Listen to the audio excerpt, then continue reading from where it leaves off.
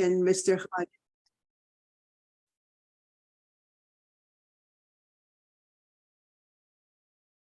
Please go ahead. Allah pa دوستان عزیز We English. Oh yes English. We have been discussing another session with Mr. Khadem for Persian speaking people. So I confused you, Mr. Khadem. Okay, thank you so much.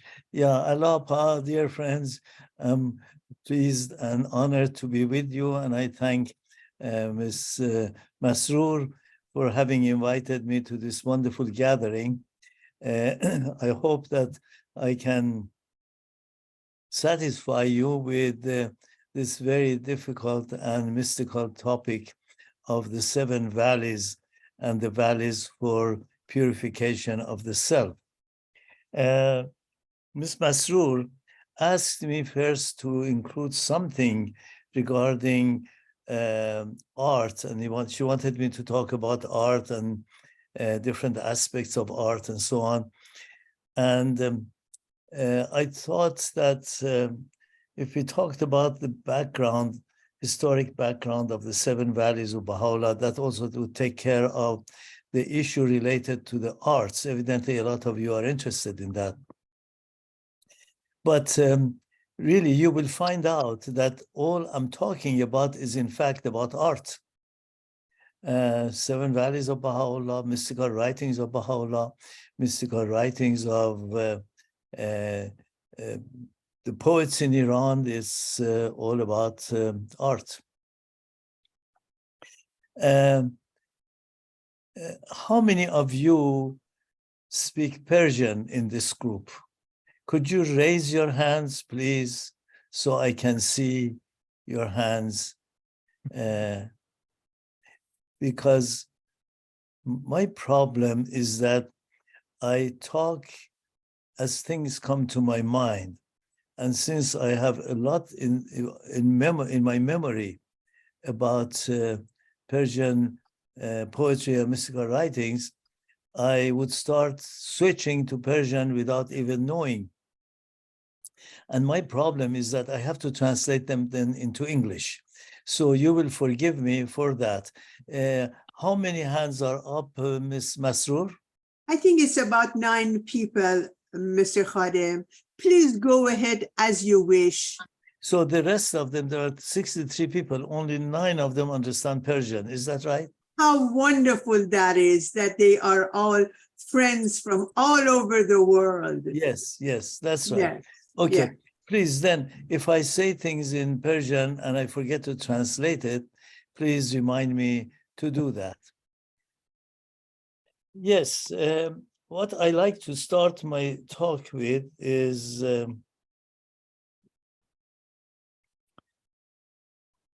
I like to start, we'll start by talking about beauty, love, and art. And then we will get right into the 7 valleys of search and self-purification. I like to start by quoting from the wonderful Persian poet Hafiz. In one of his fantastic ghazals, which is, I believe, is ghazal 152, he says, Dar azal partov husnat ze tajalli dam zad. عشق پیدا شد و آتش به همه عالم زد. What he's really talking about is the fact that also in this talk and in reality, beauty is the ultimate meaning and the supreme reality of creation. So Hafiz says, the poem that I read, Dar azal partov husnat ze tajalli dam zad. At the dawn of creation, this is my translation. At the dawn of creation, the effulgence of the ray of your beauty shone forth. One ray of the beauty of the divine shone forth. Love appeared and set the world on fire. So beauty and love are the same thing. So at the dawn of creation, dar azalul azal, dar lahut a'zam azal, what appeared was the effulgence of a ray of divine beauty, and love appeared and set the whole world on fire. Abdul Baha, in his very famous explanation of the hidden treasure, which he wrote in response to Baha'u'llah's request, in response to Shokat Pasha, a Sufi, explaining the hidden treasure, the Quranic hadith of the Qudsi hadith, not Quranic. The Qudsi hadith is uttered evidently by Muhammad about the hidden treasure, which you all have read, I am sure.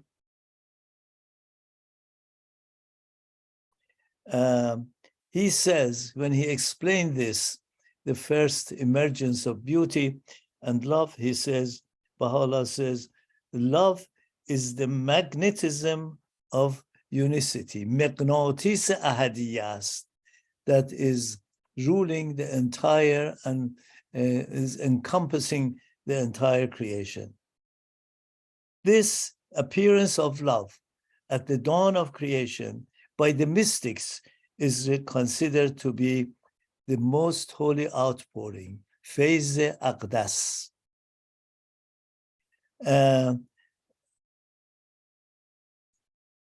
Is the most holy outpouring of the supreme reality. This appearance of love and of a ray of divine beauty is behind the entire creation. It's the unseen reality behind the entire creation. And by the mystics, it is referred to as being without appearance. And then the second act is that the word kun, be, was uttered. You will read that in the tablet of visitation to Baha'u'llah and the Bab, and we also read it in the obligatory prayer. The word kun was uttered, means be, and everything came to creation, and that by the mystics is referred to as Feyz Muqaddas. That means the world of multiplicity of phenomena appeared. Now,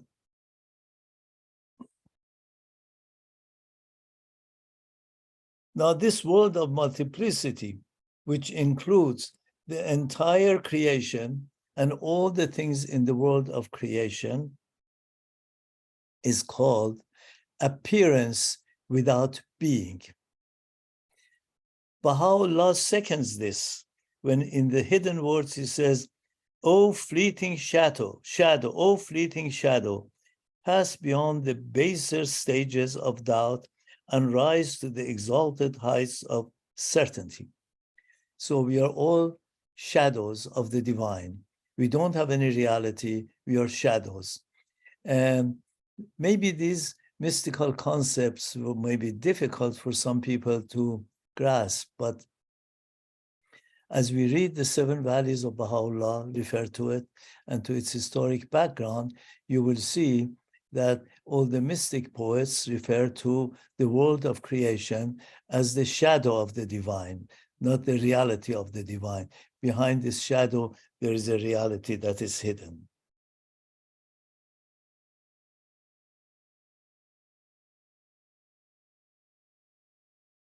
So all of these things that we see in this world, the tree, the animals, ourselves, we are donning a garment.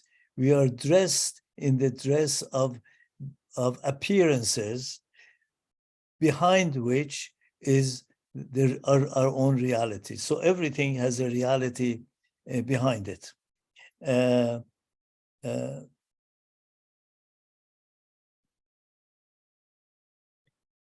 Therefore, the world of phenomenon is the outward expression of the inner reality of that divine beauty that is behind everything.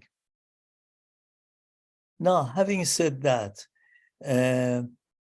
is this concept difficult to grasp, or should I explain it a little further? Please People go who want ahead. to explain it a little further, raise their hands, please. Yeah, Okay. please go ahead. So in effect, when we say at the dawn of creation, a ray of his beauty shone forth and love appeared, and then the world came into being. Behind this world of phenomena, behind all of this multiplicity in the world, there is a reality. And that reality is the beauty that is synonymous with love that is behind everything. So therefore, when you look at a plant, when you look at a tree, when you look at a flower, when you look at a cat and a dog and an ant, there is a reality behind its appearance that is, that's the real meaning of that thing. For instance, in the tree, you see the appearance of a tree, which is the architecture of the tree, the form of the tree. But behind it, there is a reality. There is a seed, and then when you take the seed back, it goes to many, many generations of other seeds. There is the sun, the rain, the weather, everything that affects it and makes it grow to be what it is now. And all of that relates to that being that is behind the entire creation. The same thing is true about us.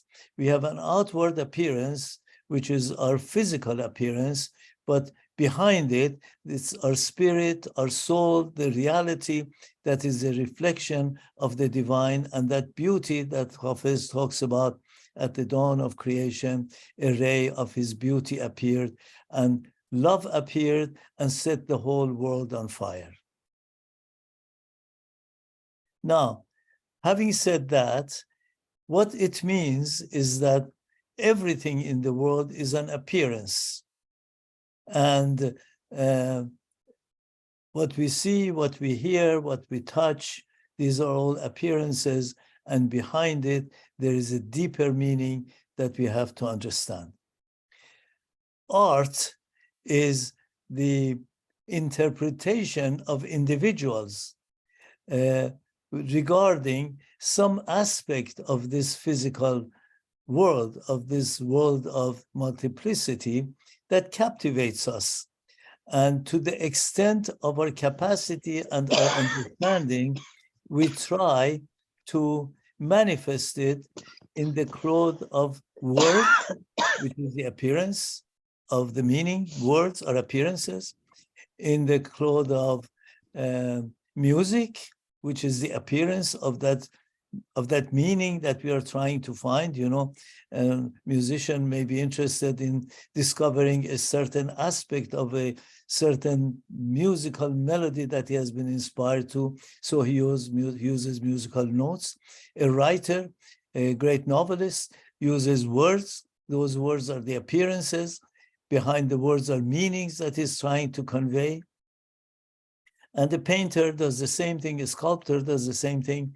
So actually art then becomes the understanding or the preoccupation of an individual with certain aspects of reality that he wants to portray according to the limited capacity of his being. So nobody can convey this ineffable beauty, this incomprehensible beauty that is behind everything. We just can get a glimpse of it. And maybe all together and the whole entire creation together can convey a better aspect of it. So everything in the world of phenomena is appearances without meaning. Everything in the world of spiritual realm, in the divine realm, is being without appearances. It doesn't appear in the physical realm. So therefore, this is my definition of art. Now, what makes for great art? Great art is when a great novelist or a great literary figure like Hafiz or like Rumi uses the appearance, the clothing by which he clothes his thoughts, the words. He uses words as clothing. Words become appearances. He can use the appearance, the words, in a fashion that it becomes so transparent that from behind it, you see the shining through of that real beauty, or a reflection of a ray of that real beauty. That is when art becomes masterpiece. So masterpieces are the shining through of the being without appearance, through the appearance without being. For example, you read Rumi's Masnavi, you are moved to tears because he has made this appearance, this architecture of words so transparent.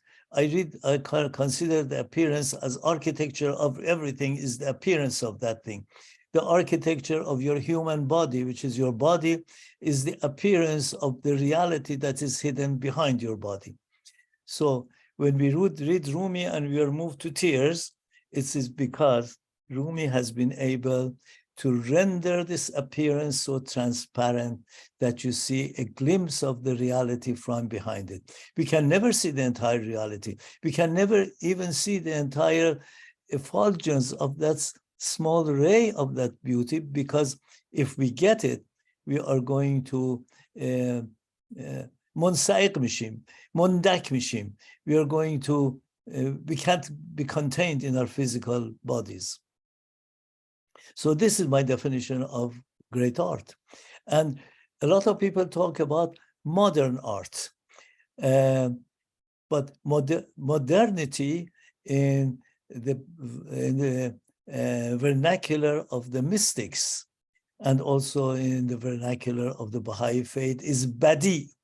Baha'u'llah says every house of worship, every mashghul askar should be badi, in absolute beauty. To the extent that the architect can render that beauty, it should be badi, it should be new. Why new? Because if the beauty, if the ineffable beauty that is in the realm of the divine is there, it is always there, it's the same. What is the newness about it? No, that is not true.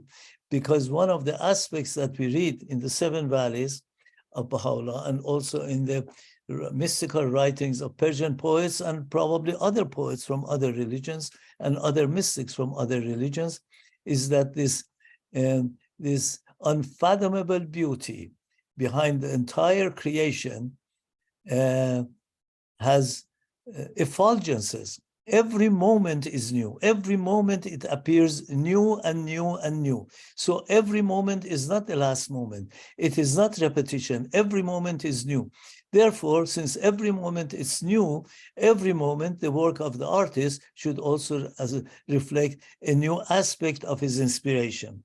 I don't know whether I'm able to convey these concepts or not. And that is why, my dear Ms. Masroor, I wanted to avoid this topic because it's a complicated topic. But people who consider newness with sensationalism, they are making a great mistake. That is why art in such a state of chaos, everybody wants to create a sensational piece to attract the attention of the people and become the subject of a covering of a journal, as opposed to try to get in tune with that divine inspiration and get the reflection, the new reflection every moment of that divine effulgence. Rumi has a fantastic poem. He says, هر نفس نو نو شود دنیا و ما بی خبر از نو شدن اندر بقا. At every breath, the world and we become new. We become new. Every moment. This moment is different from the previous moment. We are never old. We are ever becoming new, new and younger. And this is the central theme of Baha'u'llah's Masnavi. One of the central themes. Baha'u'llah dedicates at least 1/4 of his Masnavi to this idea of newness. This idea of newness is the spiritual springtime, which is always becoming new every moment, and it does not have a fall, it does not end up with a fall or a winter. So that much about modern art.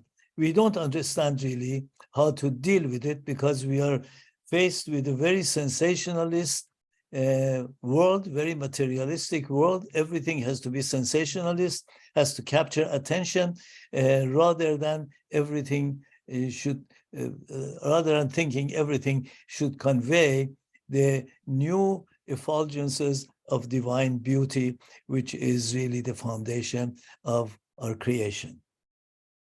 Now, having said that, I like to also refer to this same concept of everything should become new, and that everything is art in Baha'u'llah's Kitab-i-Iqan. I just read a small passage of this. Ms. Masroor, if you let me go, and with this, I don't know whether we can get to the main topic. We will. In a part of Baha'u'llah's Iqan, he says, "Great God, when the stream of utterance reached this stage, we beheld, and lo, the sweet savors of God were being wafted from the dayspring of revelation, and the morning breeze was blowing out of the Sheba of the Eternal. Its tidings rejoiced anew the heart and imparted immeasurable gladness to the soul. It made all things new. It made all things new." Remember what I said. It made all things new. بساط جدیدی مبسوط نمود. That's the Persian term. "And brought unnumbered and inestimable gifts from the unknowable friend." بساط جدیدی مبسوط نمود. The unknowable friend is talking وَأَرْمَغَانِ بیشمار بیکران از آن یار بینشان آورد. یار بینشان, unknowable friend. And who is the unknowable friend? This unknowable friend is in the same concept that Hafiz says, در ازل پرتو حسنت ز تجلی دم زد. At the dawn of creation, a ray of beauty, the effulgence of a ray of beauty shone forth. That effulgence of the ray of the beauty of the divine is the unknowable friend. Okay? He says, I can talk about 3 hours about this. Every word has meaning here.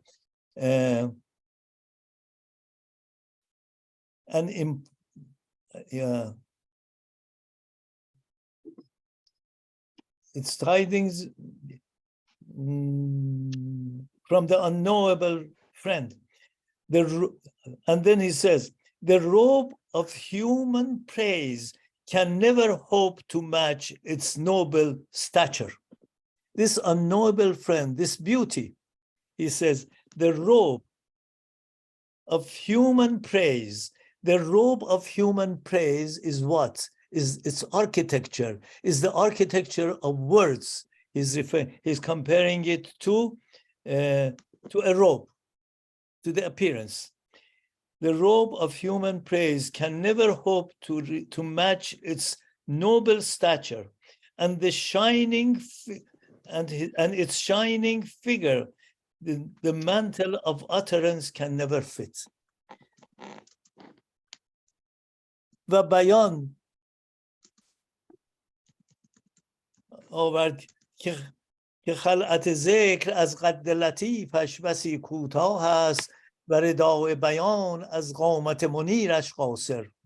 So here Baha'u'llah is using the words as the architecture, as the outward expression, the artistic expression of this divine reality, which cannot befit, is not fitted, falls short of really capturing it.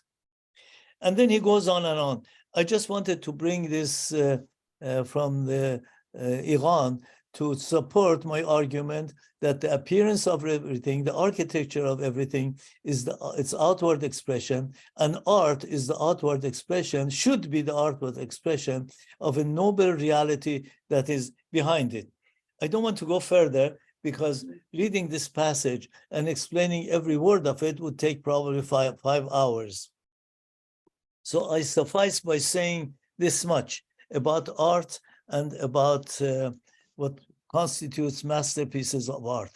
For example, when you go to Masjid Sheikh Lutfullah in Isfahan, its architecture, its appearance is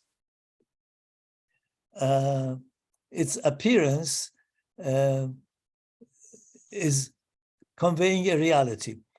The architect of that edifice was so skilled that he made the appearance, he made this veil of appearance so transparent that you can sense the reality behind it. That's why you're moved. Or when you read the Masnavi of Rumi, he has been able to make the veil of appearance of the words so thin and transparent that you see the spiritual meaning, a glimpse of the spiritual meaning behind it. And that is the shining through.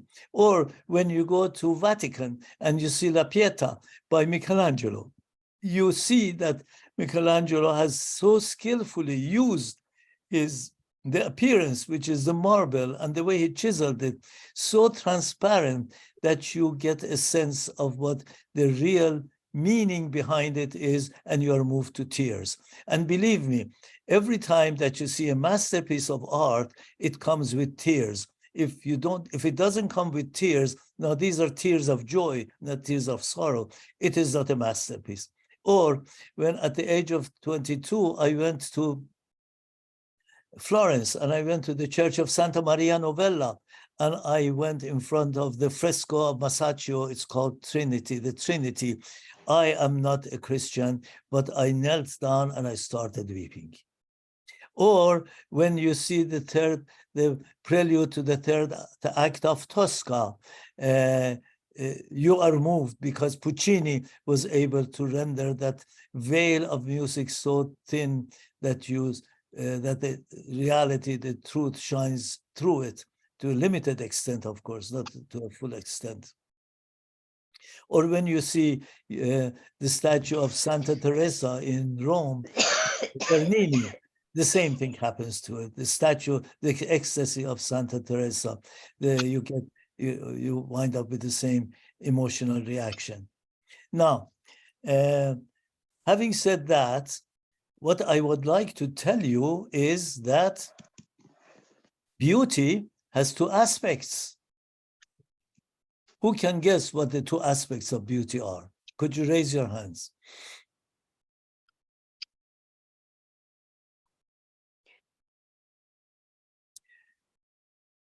The two aspects are Jamal and Jalal. Jamal is the beauty and Jalal is majesty. It is, Meshkin Qalam has a fantastic calligraphy, which in it he has written, Huval Mustavi ala Arshel Huval Mustavi ala Arshel Mustaqar al Munir. He is established upon his throne, upon his established and luminous throne. Who is established? It's the beauty that is established. It's the beauty Hafiz refers to.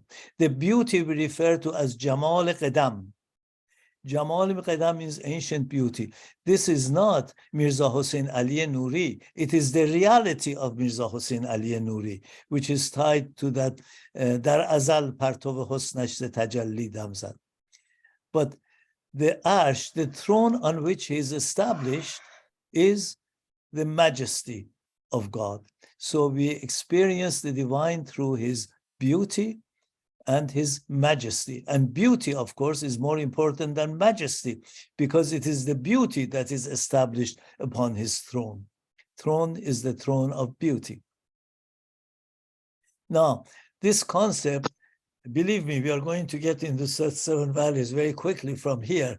I'm preparing this preparation so that you know that it's all the same. It's all art. It's all about beauty. It's all about irfan and mysticism.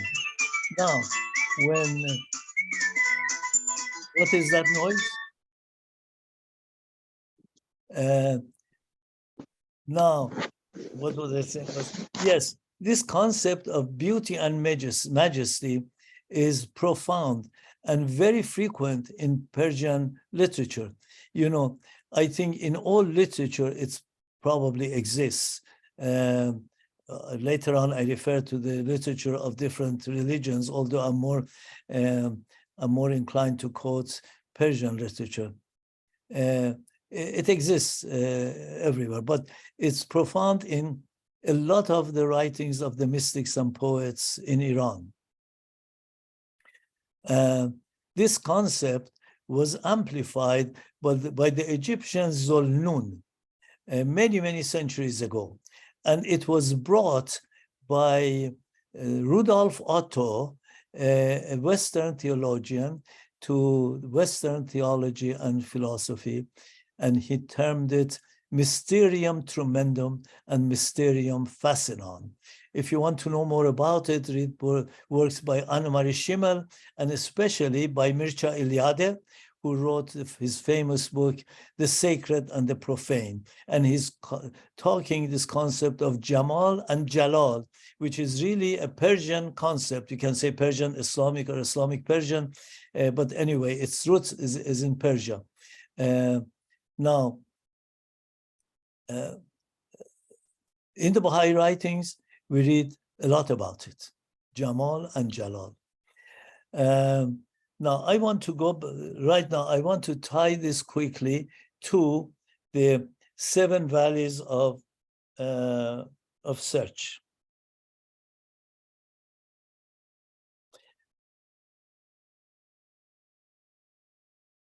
Let me see how far I have gone.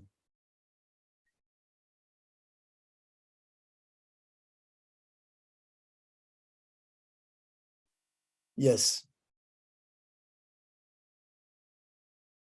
I like to start this whole idea of the 7 valleys of search with a quote from the Bab in the Persian Bayan. This young man, 24 or 25 years old, has made a statement. He says, هر شیئی در تمنای رسیدن به کمال خود هست. Everything in this world is in demand of reaching its perfection. Okay, having discussed the reality of man and the reality of things being a reflection of the divine, what is our perfection? Reaching our perfection means reaching a reflection of the divine in ourselves, doesn't it? So therefore, we are in demand of reaching the divine in ourselves, which means the beloved is us. We are mistaken to think the beloved is outside of us. The beloved is us. All of our lives, we are struggling to achieve the perfection within ourselves, to see the beauty, a reflection of that beauty to the extent of our own capacity within ourselves. And then when Baha'u'llah talks about, when the Bab talks about, he says, not only we should strive to reach that, we should help every other creature in the world to reach that. In other words, the ant that we kill, or the cat that we love, or the dog, or the tree that we enjoy, we should try to make it reach its perfection. The Bab even includes the mineral kingdom, that is also in demand of reaching its perfection. Now, to reach our perfection, which it means helping the entire world of multiplicity reach its perfection, it requires a struggle with ourselves because we are captivated in this world of material, in this material realm with all its charms, which we should enjoy, but we should not become a slave to it. So in order to reach that beauty that we talked about, and Hafiz talked about at the beginning, in order to reach that beauty within ourselves, we have to struggle with our base self. And the mystics in all faith disciplines, in all cultures, have developed ways of reaching it. Some call it 7 valleys, some call it 9 valleys, some call it 2 valleys, some call it 4 valleys, whatever it is a struggle to reach it. Now, I have tied this whole concept of art and everything being art and its appearance being architecture to this idea that really, to realize this art in our personal lives, we have to go through the struggle of the self to reach that beauty which is enshrined in our being.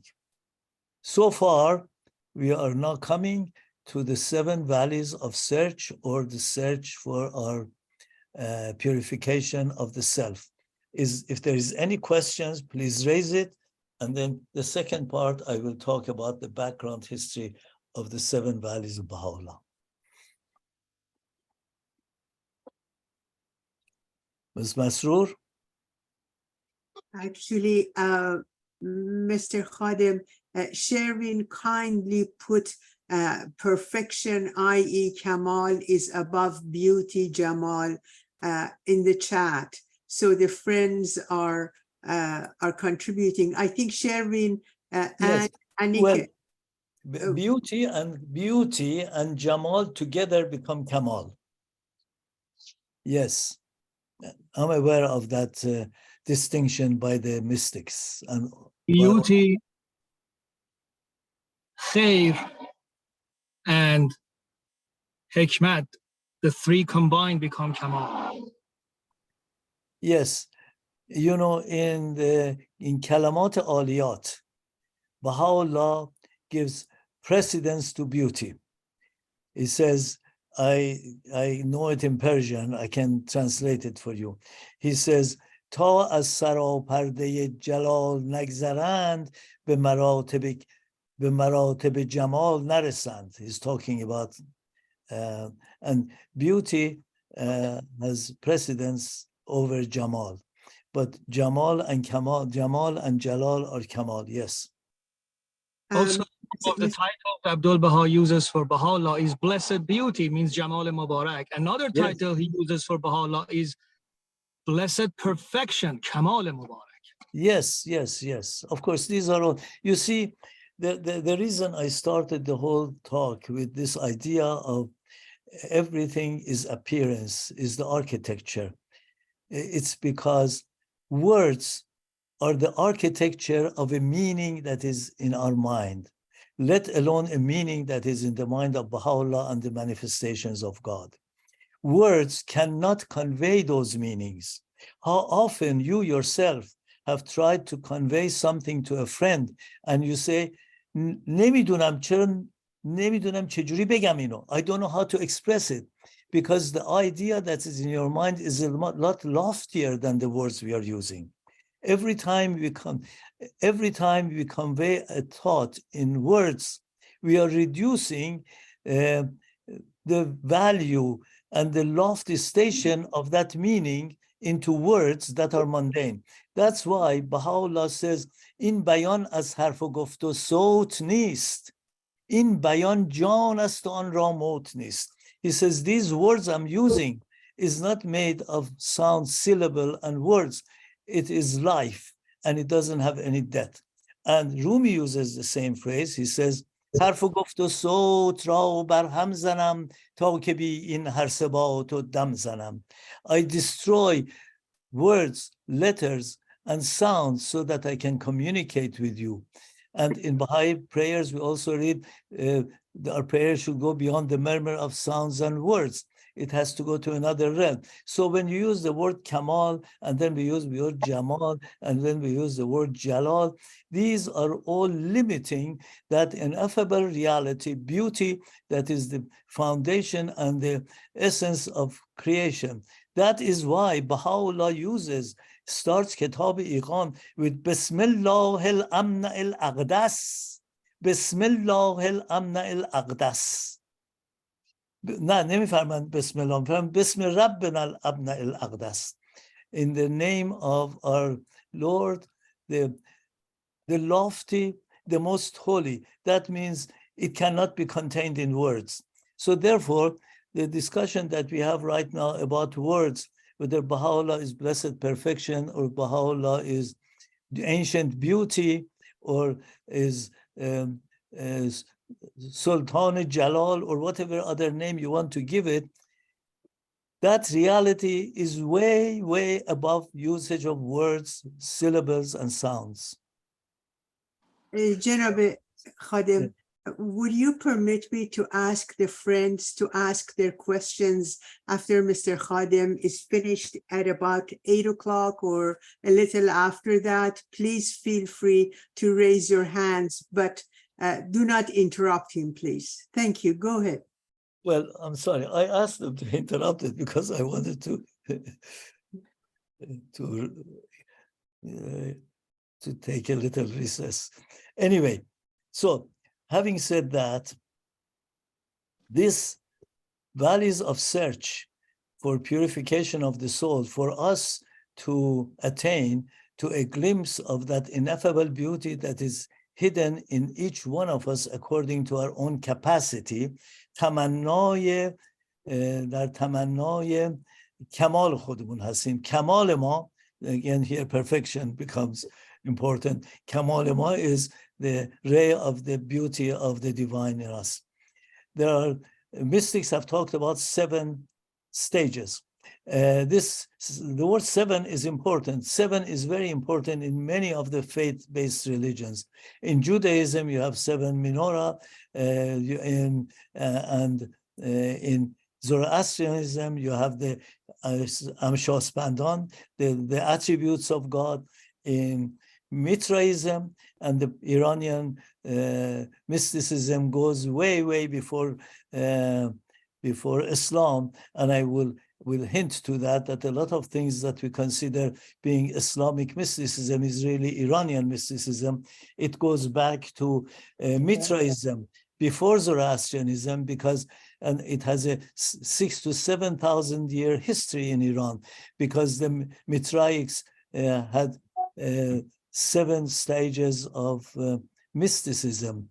If you study the Mitraic religion, you will see it starts with the stage of raven and ends in the stage of father, which is very much like the stage of annihilation in God. These were very important rites in old Persian Mitraic culture, and also the concept of light, which came to Islam, in my opinion, from the Iranian background, because Mitra was the symbol of the luminous deity of the sun.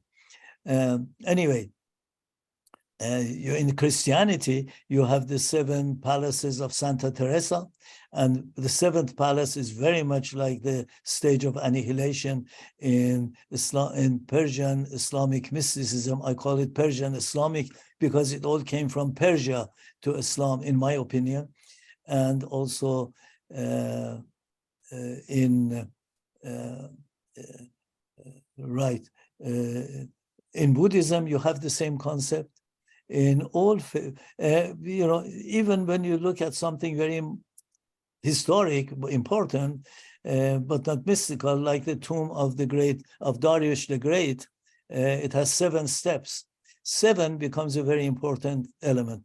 And a lot of mystics started writing about these 7 valleys or 9 valleys of search. They started writing in the form of Risalatut Tayr, treatises to the birds.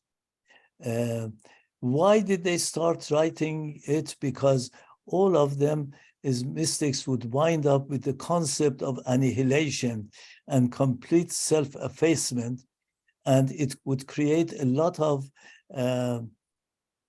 misunderstanding among the fundamentalists, and they would kill them. Like when Hallaj reached to that stage, and he said an al-haq, because when they would reach to that stage, they would say things that they should not have uttered. He was killed. Ain al-Ghuzat Hamedani was likewise killed. Sohrawardi, great Sohrawardi, if we have time, I can talk a little more about him. He also got killed because he revealed those truths that he found during his travel through the 7 valleys of self-purification. You may be surprised. You even see the 7 valleys of self-purification in the Shahnameh of Ferdowsi, in the 7 trials of Rustam. And you may find this a new idea to you right now, But I have talked 17 hours about the 7 valleys of Baha'u'llah. And in one of those, I think it's in program 7, I believe. Yes, in program 7, I am talking about the 7 valleys of Attar, valleys starting from search to annihilation. And then I explained that he's explaining this in terms of the language of the birds. And then when these birds go to the under travel, I have compared their travel of different stages with the 7 trials of Rostam. If you're interested, you can go to that episode and listen to it. And I think some of you who are interested in this subject can maybe amplify it and also convey your ideas to me so that we can refine this idea a little further. So why the 7 valleys was, it originated, they took the original idea, unlike what a lot of people think, not from Quran or from Islam. The original idea came from Kelilo Demne. Many of you probably have heard of Kelilo Demne. It's a classic Indian Persian text that during the reign of the, I don't know whether it's Anushiravan or Shapur of Sasani, it was brought from India and translated into Pahlavi first. And then Ibn Muqaffa translated it from Pahlavi to Arabic, and then later on by Bal'ami, who translated the Tarikh Tabari history, was translated into Persian, and Rudaki put it in poetry. You can actually read the entire description of how Kelilo Demne was gotten from India to Iran in Ferdowsi's Shahnameh. Ferdowsi's Shahnameh is a masterpiece that every Persian, and especially every Baha'i, should be very familiar with, especially since Abdul Baha loved it so much, and he wrote 500 pages of letters to Persian, to friends, Parsi friends, praising and loving every aspect of the symbolic meaning of the Shahnameh of Ferdowsi. But at any rate, Avicenna wrote Risalat al-Tayr in Arabic, then later on Ghazali, and Ahmad Ghazali translated it into Persian, and also Sohrawardi wrote Risalat al-Tayr. The Risalat al-Tayr is based on the dove, the necklace dove, Hamamat al-Mutawwaqah, Kabutar Toghdar, that is with his friends, he gets into the net of a hunter, and they come down for the seeds, and then they decide not to get in the hands of the hunter, and they fly with the net together. So the net becomes attachment to this material world, and the soul of the bird becomes his spiritual station, what the Bab refers to as Tamannay Risal Bikamal. So we are the birds in this world. We are trying to reach our perfection or reach a glimpse of the beauty that is inherent in us. And this became the story of the 7 valleys. A lot of these, I believe, Sohrawardi or whether it's Avicenna, they refer to it as 9 levels. Of course, you have to understand, 7 also refers to the 7 stars that they could see during those days. And above that, there was the fixed stars, which they called it 7th, 8th heaven. And above that was Falakul Aflak, which was called 9th heaven, according to Ptolemy's cosmology. And you see, 9 also becomes very important. This idea of 7 and 9 is replete in Persian literature. Even in the modern poems of Akhavan Sales, one of our greatest modern poets, the word 9 appears several times, especially in his poem Zemestan. He says, "Vagandi lesepehr tang meidan betabut setabre zulmat nuhtuy dudangiz penhan ast." So he's also referring to the figure 9. Now, the most important recounting of the 7 valleys of search is in the work of Fariduddin Attar Neyshaburi, who was a late 12th century, I believe, mystic, who has many mystical writings, but his masterpiece is this work, in which he explains the way to reach our perfection, or that glimpse of beauty of which Hafiz talks about it a couple of centuries after him, actually. He explains the 7 valleys of search, which had precedence by Sanaya and others. They had all talked about it. Avicenna had talked about it, but he turns it into a masterpiece. How does he do that? Unlike what a lot of people think, this is not really purely Islamic mysticism. It is really Persian mysticism. It's the mysticism of Iran Khosrawani, Iran before Islam.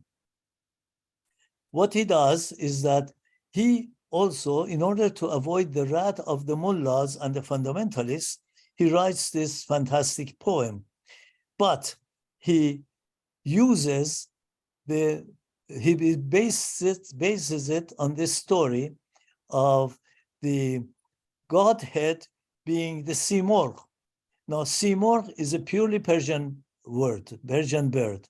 It is not phoenix, although in Persian writings it's sometimes translated as phoenix, but it's a purely Persian word. Phoenix is Goghnus, and that's a Greek bird. And he uses the abbot of this bird as Kuh Qaf, and Baha'u'llah refers to as Anqay Baqa dar Qaf Wafa. Qaf Wafa is both completely and totally pure Persian concepts. And then he uses the idea of flight, of wing, of par. It's replete in Shahnameh. Those of you who are interested in this idea, you can look at my explanation of the first passage of the hidden words of Baha'u'llah in Persian. I have talked about 2 hours about that, explaining the meaning of every word, how all of these words go back to their Persian origin, and then later on to its unfoldment in Islamic culture. And now Simorgh not only is very important in Persian epic writing, like the Shahnameh of Ferdowsi, is very important in the writings of Sohrawardi. I was mentioning to Ms. Masroor today that I came upon, I had read, but I was reading more closely, the treatise Sohrawardi wrote about Safir Simorgh, the call of the Simorgh, which is really amazing, because when I was reading it, he anticipates the advent of Baha'u'llah in the Masnavi. Baha'u'llah uses the same terminology and the same ideas in explaining how, as Mirza Hossein Ali Nuri, being the Hot, he reached the level of being the Simorgh Jan, or the light of lights. I thought it was very fascinating. Simorgh is a very, very important Persian concept. And also in Awaz Par Jibreel, Sohrawardi talks about Simorgh again, and especially in the Red Intellect, he talks even more about it, and he opens some of the mysteries that is in Shahnameh, especially with regard to the battle of Rostam and Isfandiar. But what Attar does in the 7 valleys, in his 7 valleys, is that he uses poetry and he uses the language of the birds, because doing that, he could avoid the wrath of the fundamentalists, because he would say all of these, explain these valleys all in the language of the birds and in the obscure expression, poetic expressions. For example, his poem starts with all the birds gathering together, wanting to find their kings, their king being represents the Godhead in this case. And then they go on this fantastic journey to find him.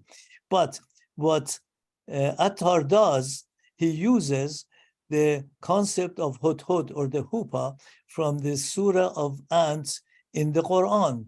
And he makes hudhud, the guide for taking these birds from their habitation to the presence of the Simor. But so you realize, like many Persian mystics, Attar also wanted to tie or to revive old Persian mystical ideas in a new Quranic form. So he uses the surah of Quran and he makes a combination of the main figures are the old Persian figures in the Shahnameh and the works of Sohrawardi and so on. And then he combines it with the hudhud from the Quran, and he creates a masterpiece that in fact has become the masterpiece of world literature, certainly of Persian literature. Those of you who haven't read it should read it. And then by using the language of the birds, he attributes all the bad faults that he finds in the kings and in the clergy and so on to one of these birds.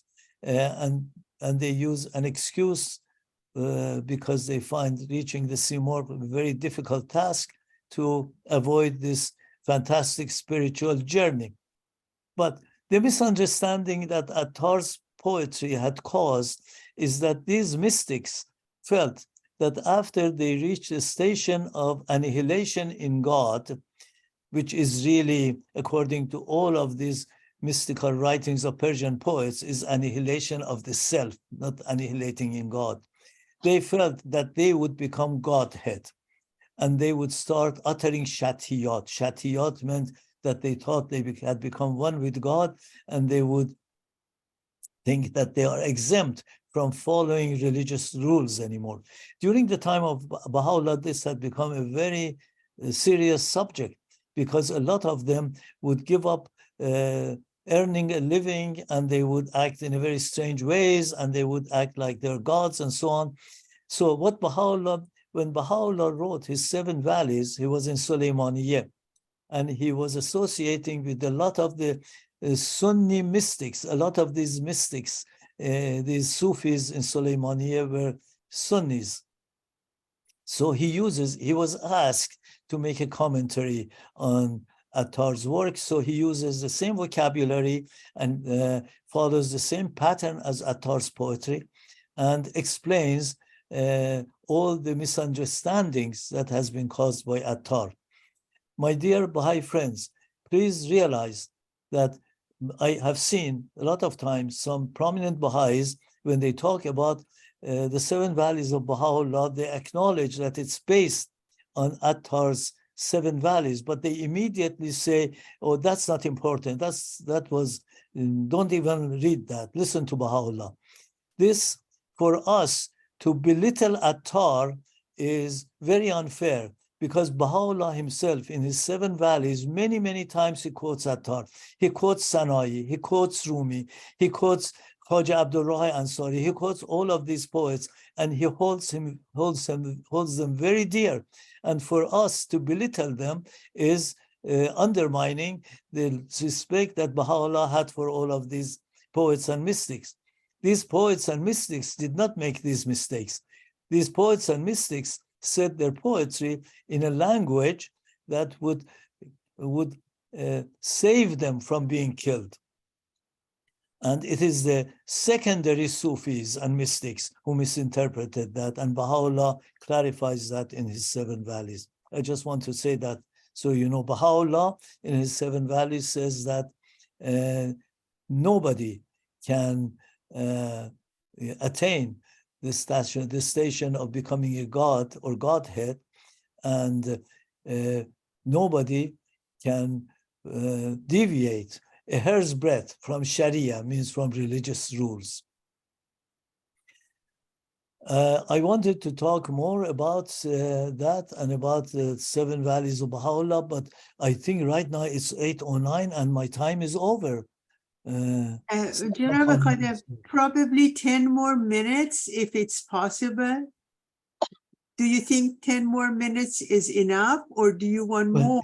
If I was talking in Persian, I wouldn't even stop. I would go for another because all of these poems come to my mind, but I can't say them in Persian. I understand. Mr. Khadem has a memory like no one. I'm always, at awe as to how many pieces of poetry he knows by heart. Well, So 8:15 or 8:20? I would say this much about the ending of Attar's poetry, which reminds me of the title The Guardian used for Baha'u'llah. Well, anyway, these birds, they all excuse themselves, and finally the Hupa, who is their guide, convinces them that they have to go on this journey. So when they, for the third time, when they renege, they ask him, he says, tell us then, O Hupa. And you have to remember in the conference of the birds, maybe for the first time, this great poet of 12th century brings up democracy, because the birds, after they have followed him, they say, well, we can't accept you as a leader. We have to draw a lot, because we have to feel that we have the share in selecting you. And the lot falls in favor of the Hot anyway. And then Hot becomes officially the real leader. He says, Hot با تا چون بر تخت شد هر که رویش دید عالی بخت شد. He goes upon the throne, the Hot, and they crown him as their leader. And then they say, look, when we look at this road, it's so long and so far, we don't know how far it is. When are we going to come back? How long does it take? And then the Hupa says, nobody has come back from this path, so nobody knows how long it is. And then he recounts the names, the valleys. The first valley is search and love and so on. To the seventh valley, Baha'u'llah seconds all of those valleys. He changes one of the valleys. I think he puts valley of unity before valley of istighna, or istighna means needlessness.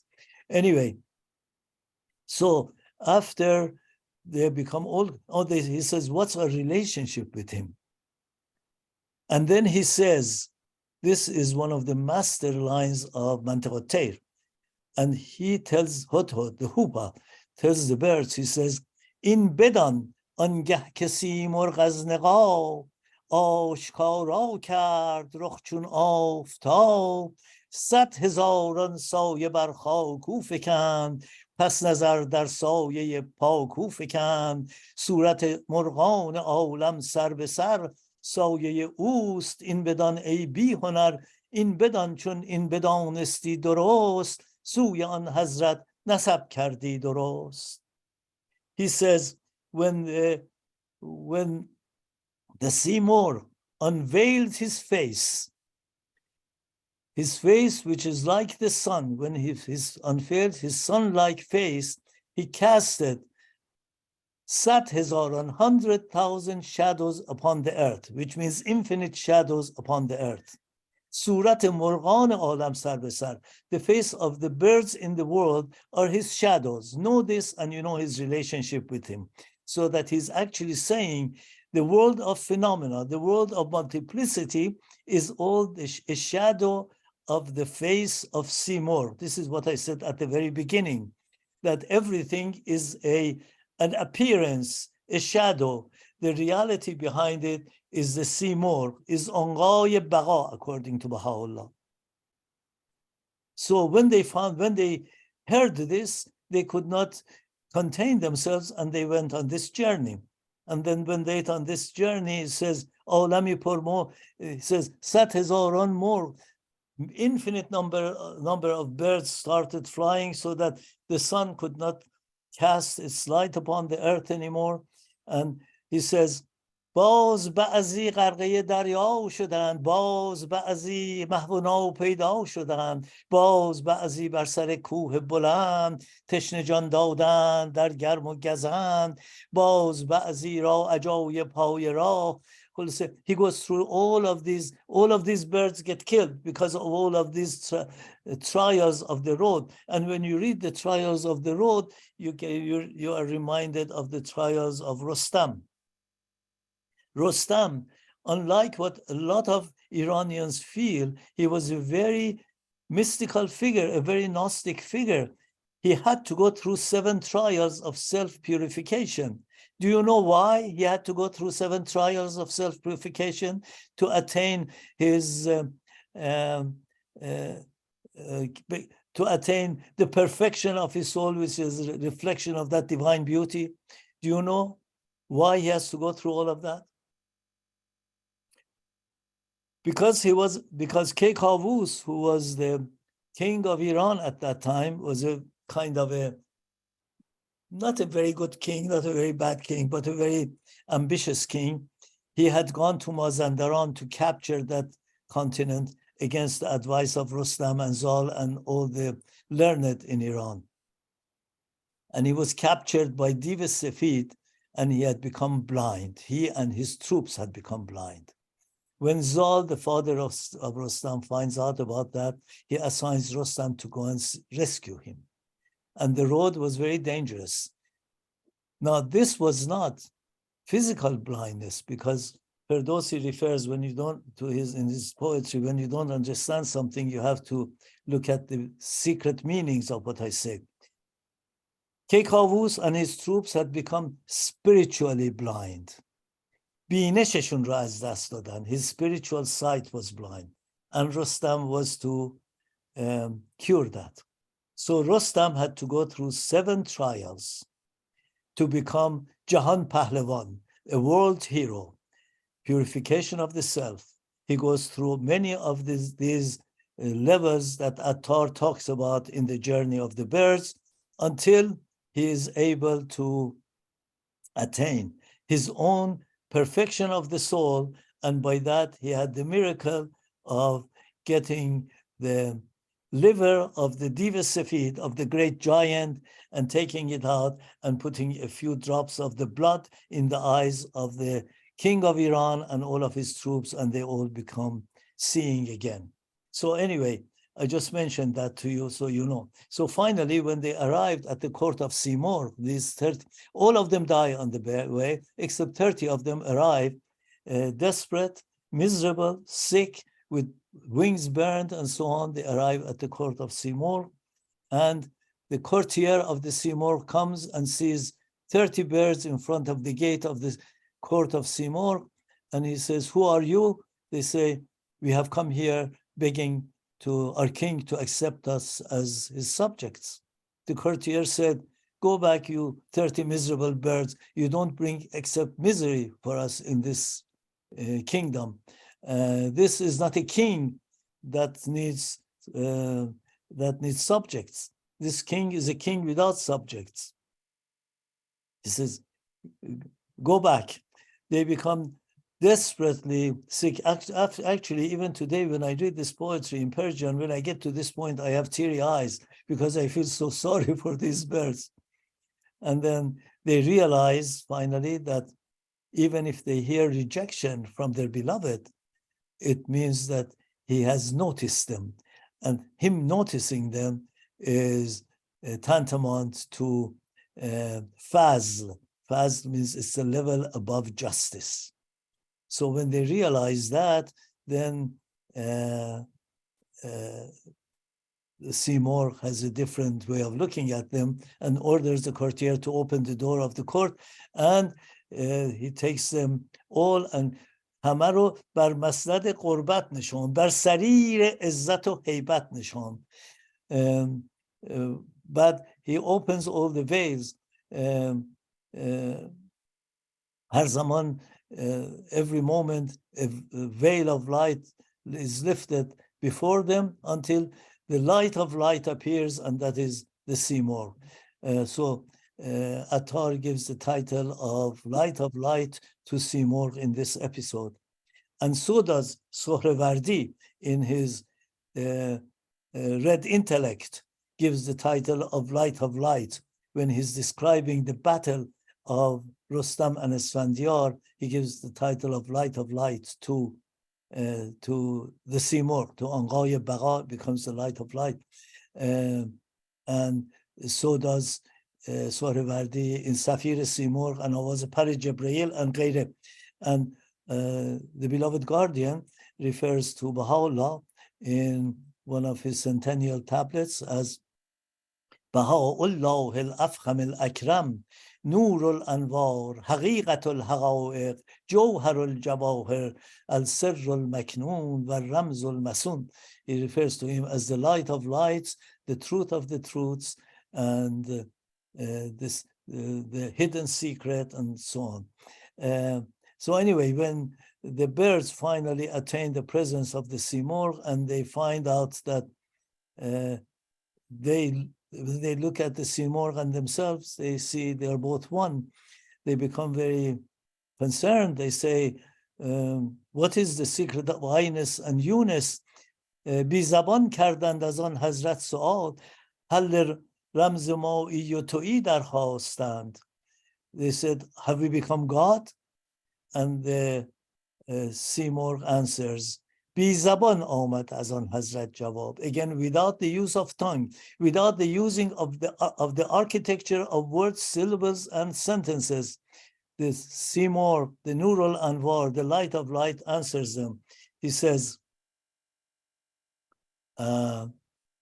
بی زبان آمد از آن حضرت سؤال کاین است این حضرت چون آفتاب چون شما سیمرغ اینجا آمدید سی در این آینه پیدا آمدید گر 40-50 مرغایند باز پرده ای از خویش بگشایند باز ما به سیمرغی بسی اولاتریم زانکه سیمرغ حقیقی گوهریم هیچ کس را دیده بر ما کی رسد چشم موری بر ثریا کی رسد دیده ای موری که سندان برگرفت پشه ای پیلی به دندان برگرفت آنچه دانستی و دیدی آن نبود آنچه گفتی و شنیدی آن نبود این همه وادی که واپس کرده اید وین همه مردی که هر کس کرده اید جمله در افعال ما می رفته اید وادی ذات و صفت را خفته اید چون شما سیمرغ حیران مانده اید بی سر و بی صبر و بی جان مانده اید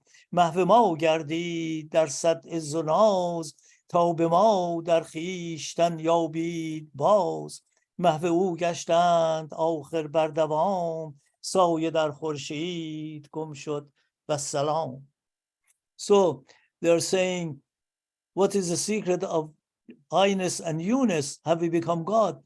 He says, know this. The Anghay Bagha, the Simorgh, answers. He says, know this. When I unveiled my sun-like face, again, the same concept, my sun-like face, I became like a mirror. You are seeing yourselves in me. Since you are 30, you see 30 birds. If 40 or 50 birds had come, 40 or 50 birds would have seen themselves, which is very much like the concept that I mentioned to you, that we're all in search of reaching our perfection. What he's telling them is that you're seeing your perfection in me, the possibilities of your perfection according to your capacity in me. If you were 40 or 50, that's what you have seen, not that you have become God. This is where the mystics make the mistake. They think they become God. But he is actually seconding what the Bab says, that we all reach to our perfection according to our own capacities. And then he says, nobody can look upon me. I am much bigger than 30 birds. Have you seen an ant that is carrying an anvil? Have you seen a mosquito that is carrying an elephant? He's comparing himself to an elephant, and the 30 birds, or us to an ant or to a mosquito. And he says, now that you have become so bewildered, disappear yourselves in me so that in me you can find yourselves again. Now, this is a concept that even some of the most celebrated translators of our time, like Dick Davis, has made a mistake in translating it. He has translated it according to the misconception of the Sufis that they have become the Godhead themselves. Dick Davis gave a lecture at one of these Persian conferences, and I cornered him. And I said, I disagree with your interpretation, although I really respect your work. And he says, how? And I only recited about a few minutes for you. I recited 10 minutes of Attar's poetry that I knew by heart for him. I said, according to this documentation, Attar didn't say what you said in the conference. Anyway, I think I'm going to finish my talk, Ms. Masroor. I'm 24 minutes over time. Thank you so very much. I just don't know how to express my feelings.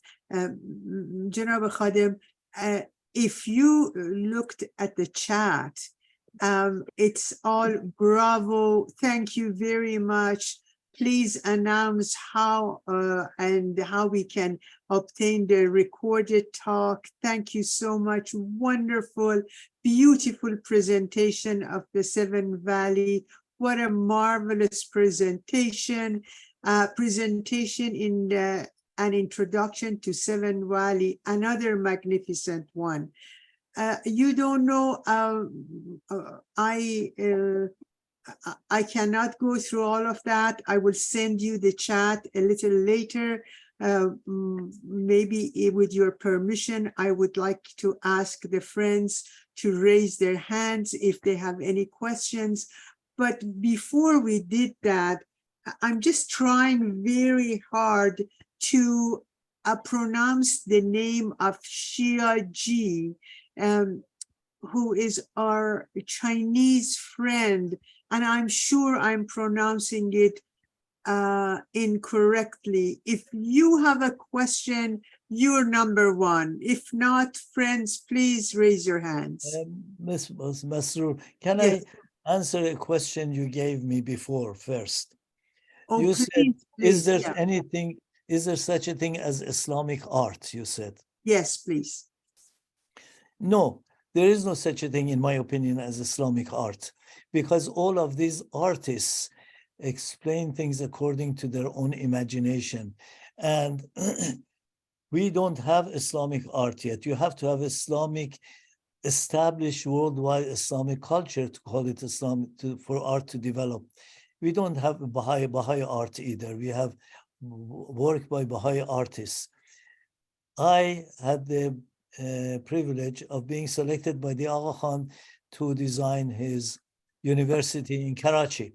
And before doing that, he asked me to take the entire crew of design team, which were composed of many, many Western, English, American, and people from different countries. And we went through all of these Islamic countries, from Spain all the way to North Africa, to Cairo, to Tunisia, to Egypt, to Turkey, to Iran, to Pakistan and India and so on. There is no such a thing as Islamic art. In all of these places, the invading Muslims would destroy the churches and Roman temples and would take a column from here and there and put it together. If you go to Mezquita de Cordoba, the Mosque of Cordoba, for example, you see that it's a sea of columns and it's a beautiful space, but every column is different style, different height. And when they were not tall enough, they would put a piece of stone under it.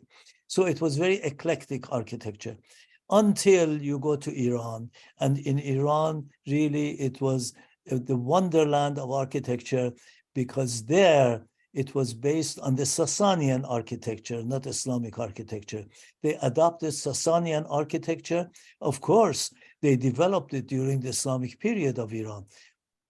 Also in Turkey, they adopted their model of architecture is based on Santa Sofia, Hagia Sophia, which was the work of Sinan, which was a Christian church built by the mother of Constantine. So there also, there is no such a thing as Islamic culture, architecture or art. It's all based on the previous examples they inherited from their past. I just wanted to answer that question. So I completely agree with Professor Architect Seyhun, saying there is no such a thing as Islamic architecture. It is architecture or art in Islamic countries. Thank you so very much, Janab Khadem. I'm wondering if there's anyone, Shervin John, if you have a question or a comment. Mr. Shahji, am I pronouncing your name correctly? Would you like to contribute to this discussion? Do you have any questions? We have two Chinese friends here. I am so touched.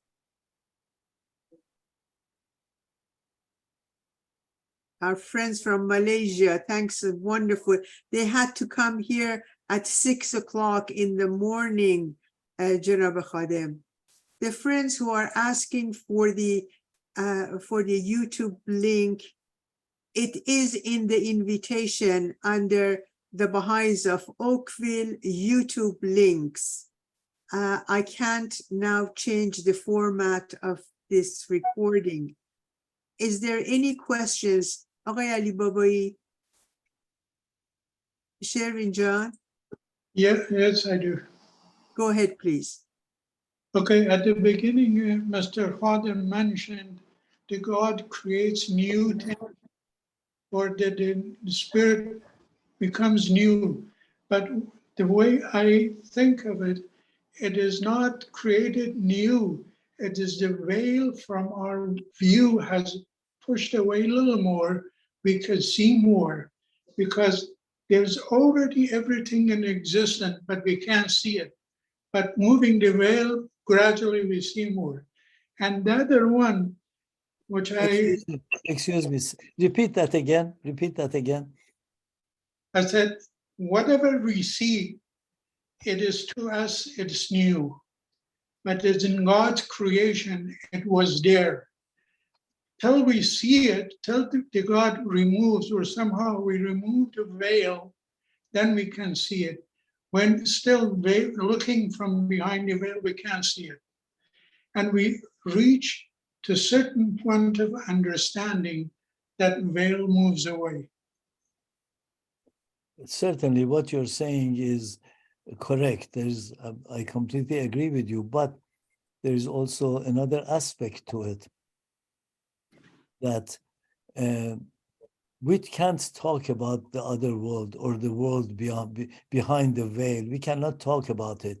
But my understanding is that, do you speak Persian? Yes. تجلیات حق دائما ادامه داره. You know, Baha'u'llah in his Masnavi, he is confirming that, because in his Masnavi, a Sufi, because these Sufis believe that in order to reach annihilation, they have to reach the day of Alast. You know what the day of Alast is?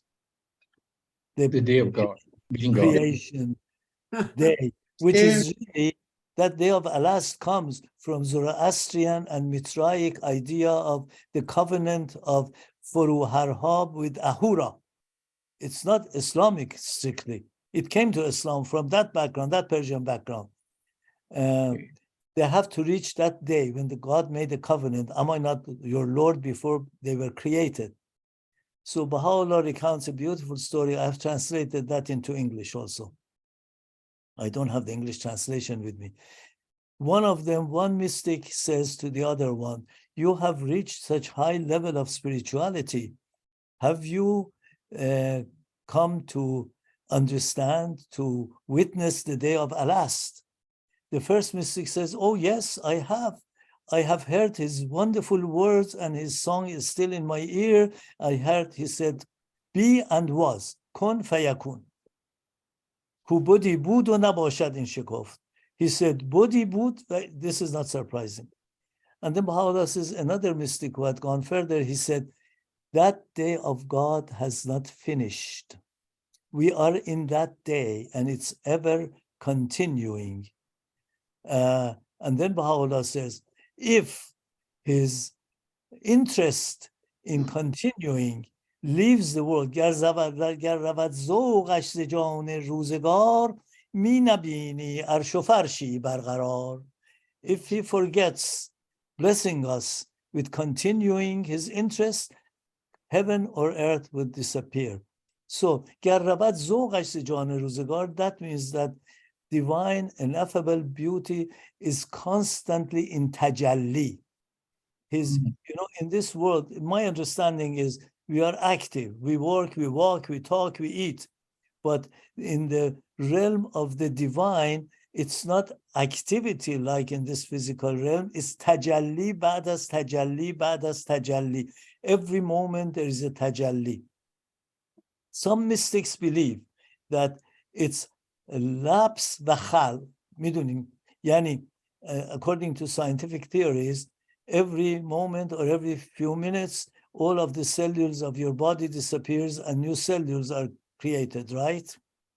So a lot of mystics says every moment we die and a new being, a new you would be created. But the idea, I understand, it's lapse ba'das lapse ba'das lapse. It's dressing after dressing after dressing after dressing. Every moment we dress anew. So your understanding is correct, but also there is this understanding that every moment the God's اشراقات الهی مدامه و هر آن هر نفس. از رومی said هر نفس نو شود دنیا و ما بی خبر از نو شدن اندر بقا.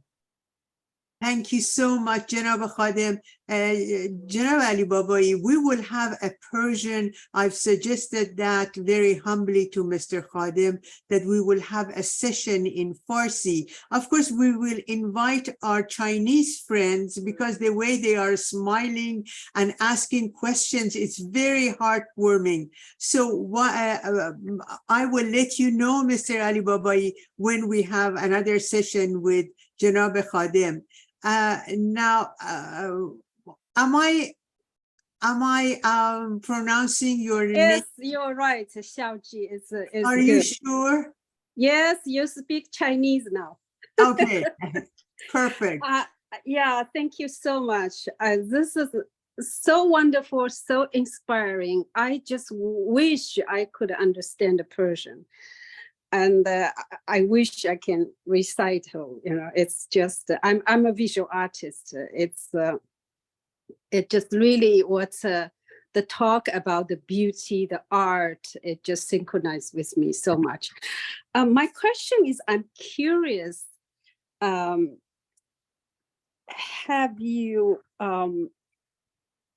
are you familiar with Tao Te Ching, the ancient Chinese secret script? Because, it's like in the Baha'i teaching, the unknowable essence, like you can't describe it. That's the very first sentence on the Tao Te Ching. The Tao that can be told of is not the eternal Tao. Once you try to talk about, because words are limit or the images are limited. Once you try to describe or then we lost its essence. I guess it's really, you have to sort of sense it. It's all the same, right? You're absolutely right. I'm not that familiar with Taoism, but I'm familiar enough to understand that that is also a very highly elevated spiritual concept. Actually, Rumi, who is the great Persian mystic poet, he didn't want to say anything. He says all of these things so that he wouldn't say anything. He says, I destroy sound, word, and syllable.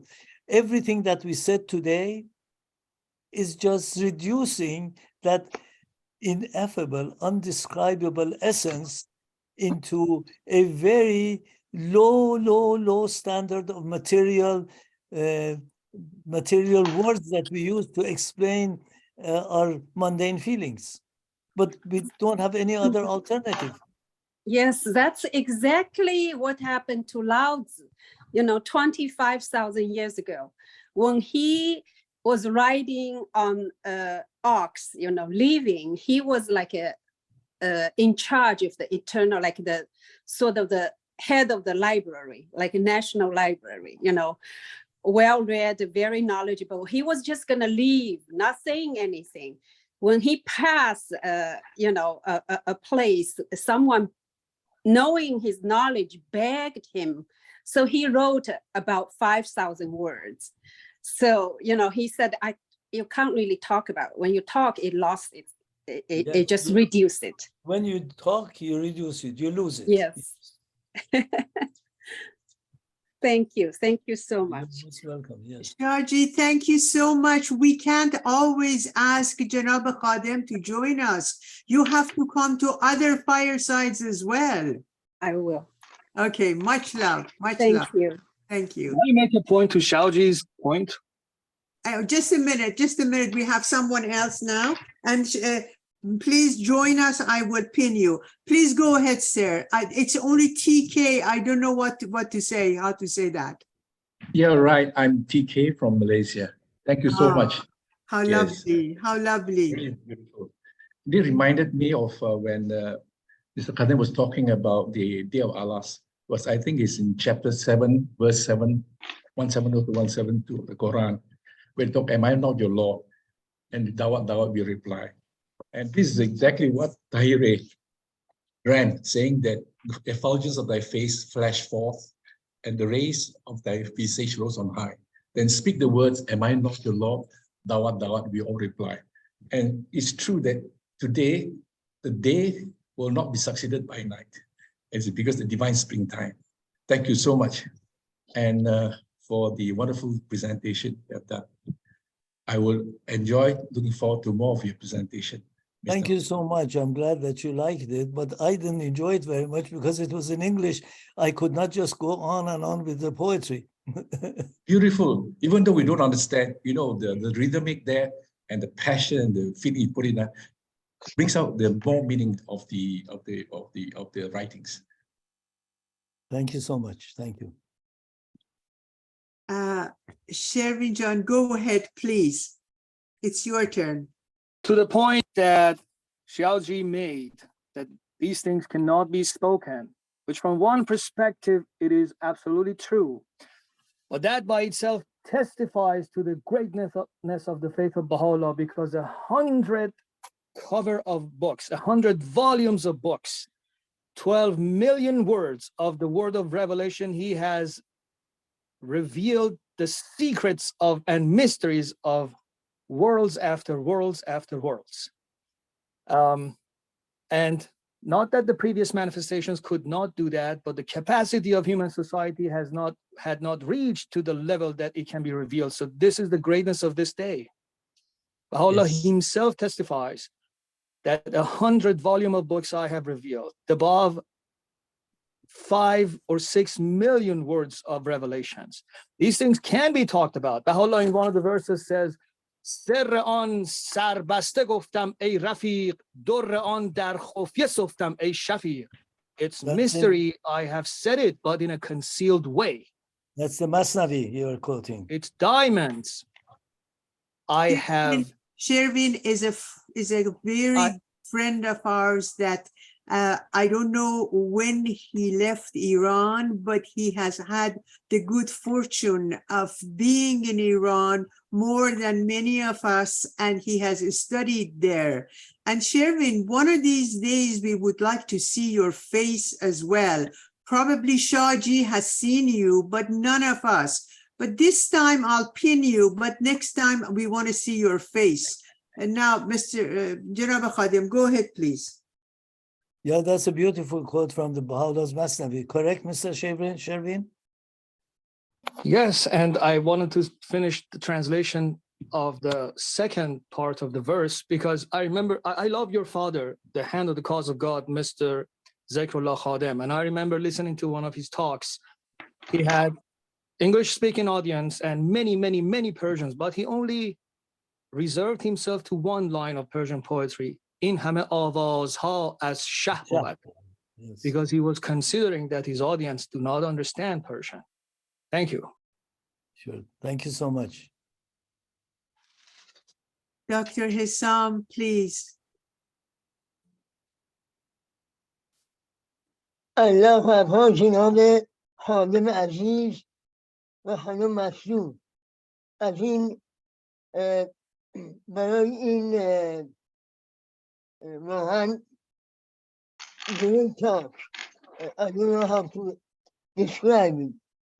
But when we say ancient beauty, Jamal Khadem, is this a appropriate title for Baha'u'llah, or we should go higher than that?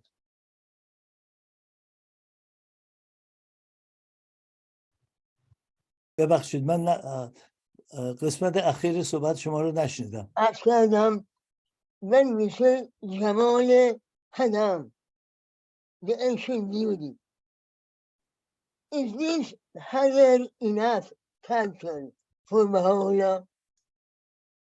Is this enough of a title for Baha'u'llah? Yes, I mean, is there anything above that, higher than that?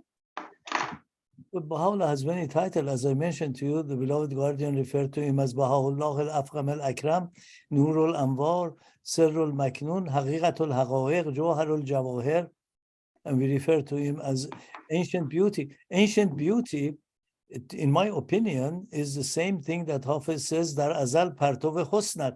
Partov Husn means ancient beauty, Dar Azal. Yes. Dar Azal al-Azal.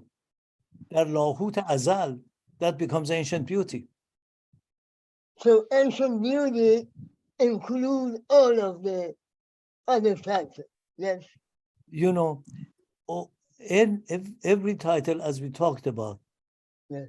Hazrat Ba'alim Farman, in bayan az harf و گفت و صوت نیست. Any title we use, any word we use are the words that we are using to apply to this physical world of multiplicity, of kesrat. Yes. And it has limitation. Any word you use has limitation. Yes. You know, but what we are talking about is a reality that is above limitation. So no words can explain that reality. And Baha'u'llah, the reality of Baha'u'llah was a reflection of that beauty that Hafiz talks about. And so is a reflection of the beauty that is inherent in each one of us, and we have to attain to it. None of these can be explained by words. Words are limited. Oh. Oh, Thank you. Rumi Thank says, you so much. Rumi doesn't want to use words, you know. Oh. Thank you so much. Thank you. Dr. Hissam, we will have another meeting with Janab Khadem, and this time he will speak a Farsi, and we will have a translator ready there in case our friends would like to join us. Betty, do you have any questions? I see your beautiful face. Just say hi to us. Thank you very much. You know, Hannah Masud, we should have 100 million, not just Yes, one. yes, exactly. I agree. I totally agree. I tell him that. I tell him that. You know, I want to say this to the previous gentleman who asked, not only Rumi says, حرف و گفت و صوت را بر هم زنم تا که بی این هر ثبات و دم زنم. I want to destroy sound, syllable and words so that I can talk to you. He says, آن دمی کز وی مسیحا دم نزد.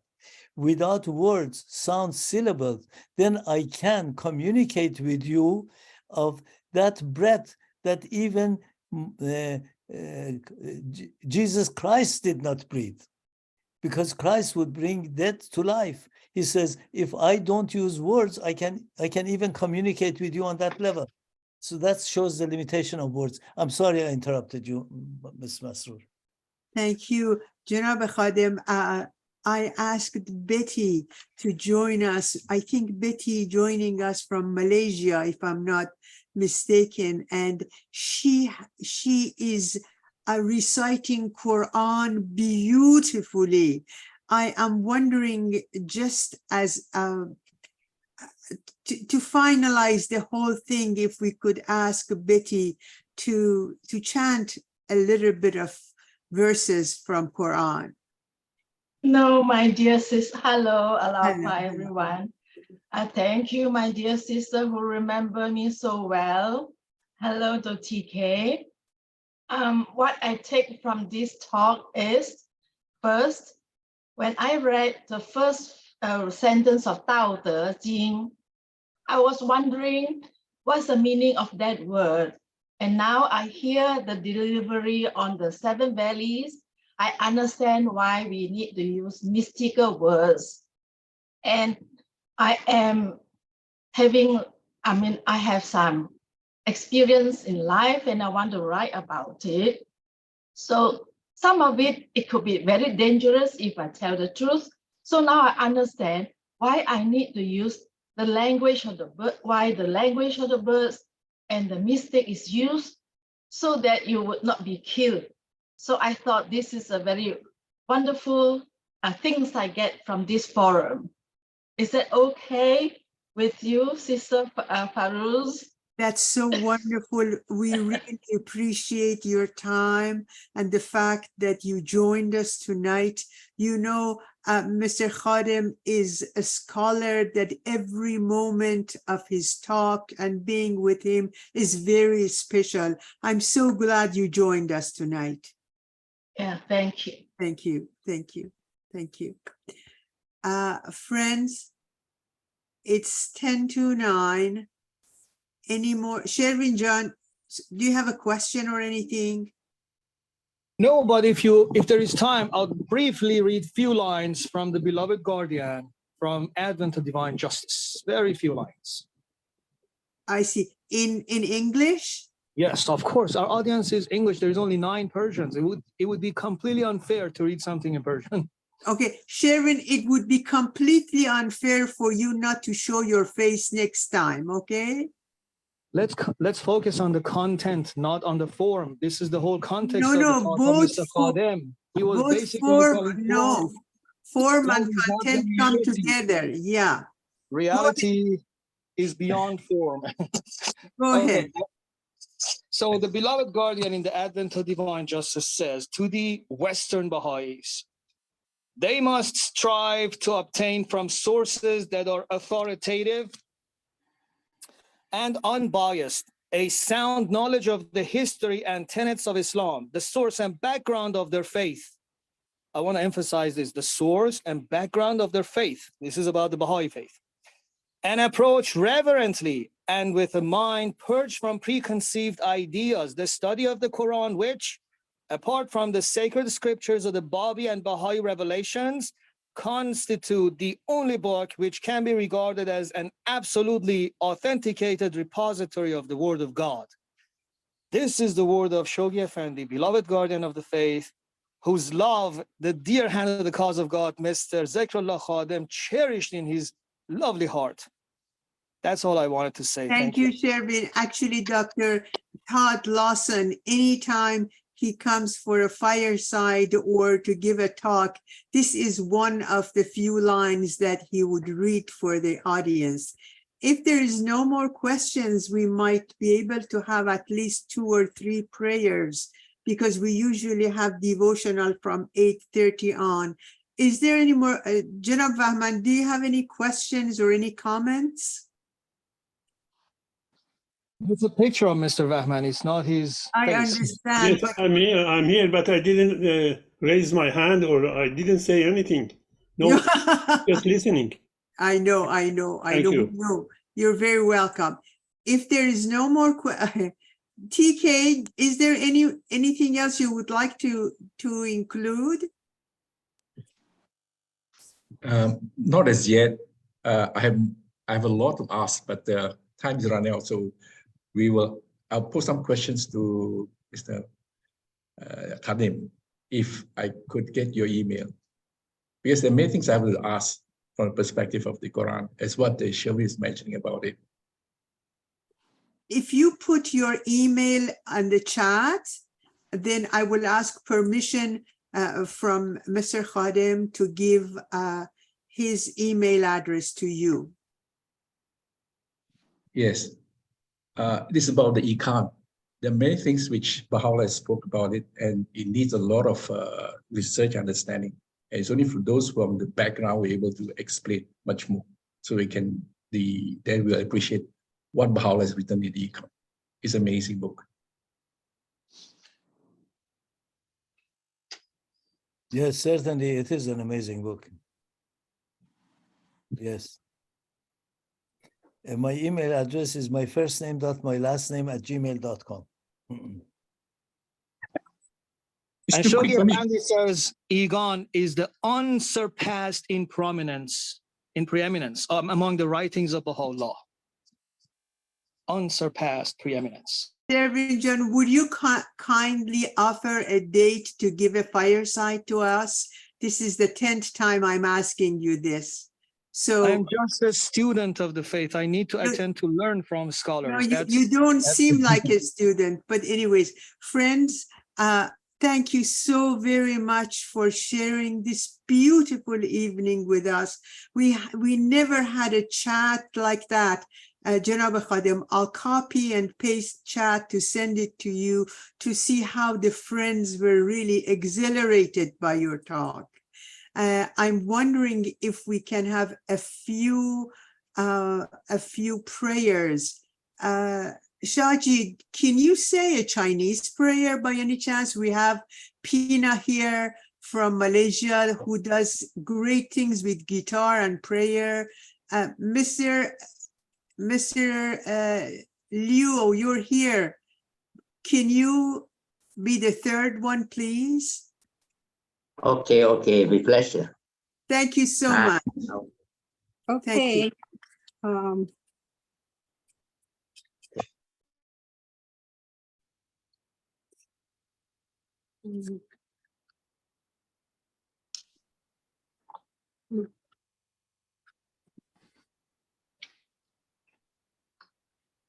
You want me to start? Yes, please.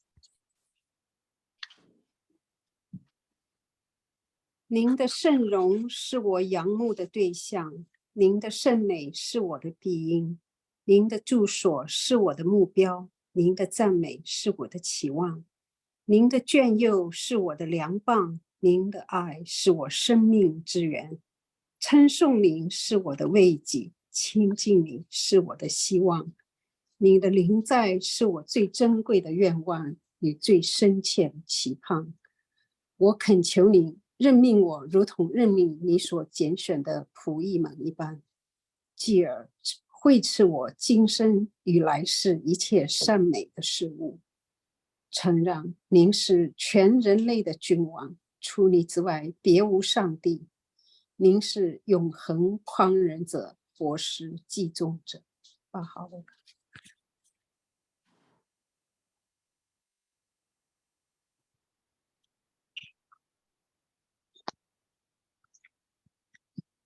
Can you hear me now? Yes. Okay. This is a newly translated prayer by Abdul Baha that I try to set into music.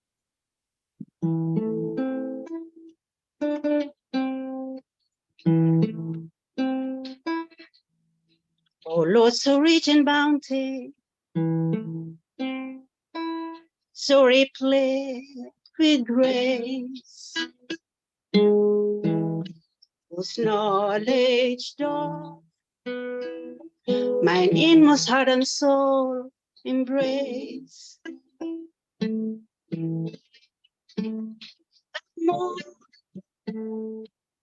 the solace of my soul is none but thee. The knower of my loss and woe is none but thee. The heart that for a moment hath dimension known will seek no friend, save longing pain for thee alone. Withered be the heart that sigheth not for thee, and better blind the eye that crieth not for thee. all my hours of deepest gloom, Lord of night. My heart hath the remembrance for a shining light. Do through thy favor breathe the Spirit into me, that what had never been made us forever be. Consider not our merits and our worth, O Lord of bounty, but the grace thou pourest forth upon these broken winged birds, whose flight is slow. Out of that tender mercy, newfound wings bestow, newfound wings bestow. Abdul Baha.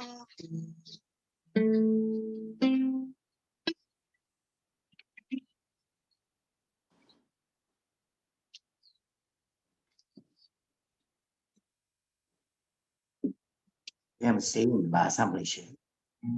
That's great.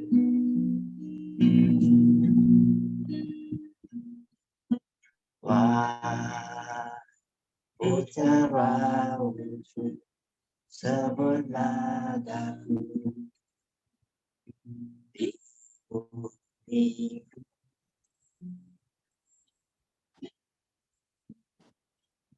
Wah Utara Wujud sebutlah daku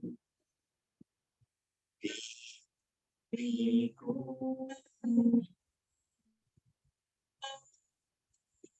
Supaya di surgaku aku dapat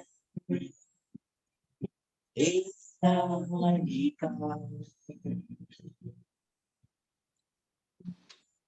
supaya di surgaku aku dapat ingat Kau. Demikianlah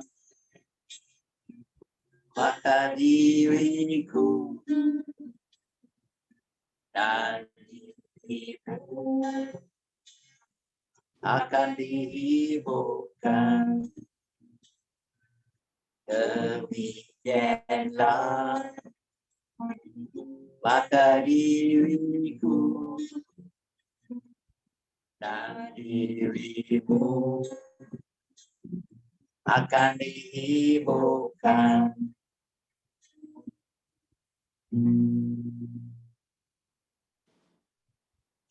Thank you, Juliet. Thank you. Thank you. Thank you.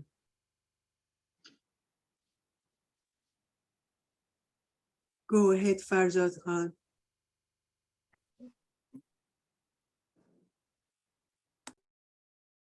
Thank you very much, Mrs. Mansur.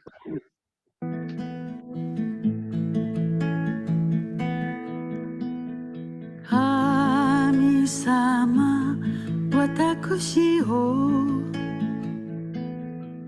お導きください、お守りください。私の心の灯火を明るくして私を輝く星となしたまえ。あなたは偉大なる御方におわし、力に満ちたもう御方におわします。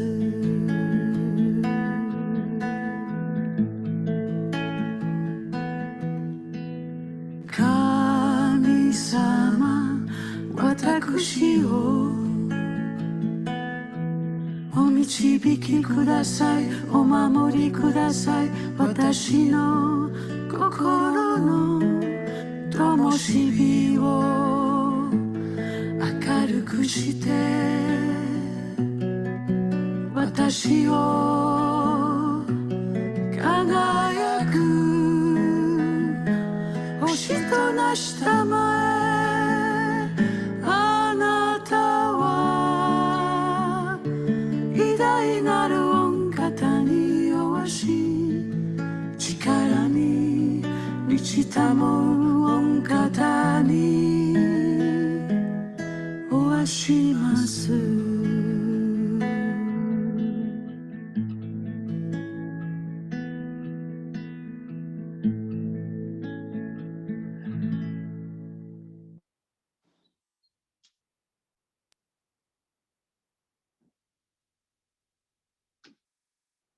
Dear friends, thank you so very much for this beautiful evening. Janab Khadem, words fail me to thank you enough for your contributions tonight. I am so glad that a drop of the ocean we discussed. Maybe in future programs we will discuss more and we will chat more if you agree to attend our firesides. Thank you very much for inviting me, Ms. Masroor. I am honored and delighted to have been with you. I don't think I did right by the title of the talk. That is mainly because things would come into my mind in Persian that I have memorized and I couldn't translate it into English, so I would jump to another aspect of the talk. But please forgive me for all the shortcomings. Your humility makes the whole thing even more beautiful. Thank you so very much. Friends, next week will be Dr. Smith, and we will actually finish the fireside for this summer, and we will start again in September. So next week will be our last session. Thank you for supporting these firesides. It's like a family which starts from one corner of the world to the other. We're very blessed to be with you. Thank you so very much. Thank you. I need to stay behind because I would like to copy the chat for Janab Khadem, but please leave. I don't have the heart to leave now and end the session. Thank you. Thank you very much. See you next week. Shaji, thank you for being here. It was wonderful. Mr. Shisi. Thank you. Thank you. You said it's next week is the last one for this? Yeah, only for the month of August, because some of us are going away. Again, in September. Okay. Okay? All right. Thank you. That would be wonderful. Julia, thank you. Mr. Liu, thank you so much. Thank you for having Thank you for having me. Thank you. See you next week.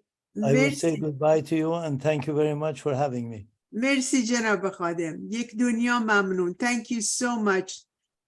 Thank you, Shahla Jun. Mr. Perimal, you didn't even say one prayer from Australia. We are upset.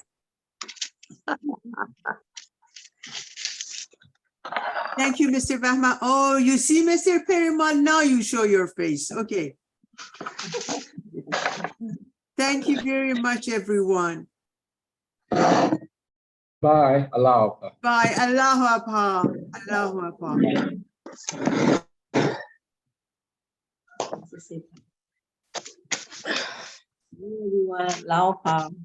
Allahu Akbar. Faride Jun, Allahu Akbar. Welcome. Sorry, I came late. I just opened it. My time 7:45, your time was 8:45. I came late. No but problem. for sure, it was wonderful meeting. I have that Tika Lee is the best friend. We was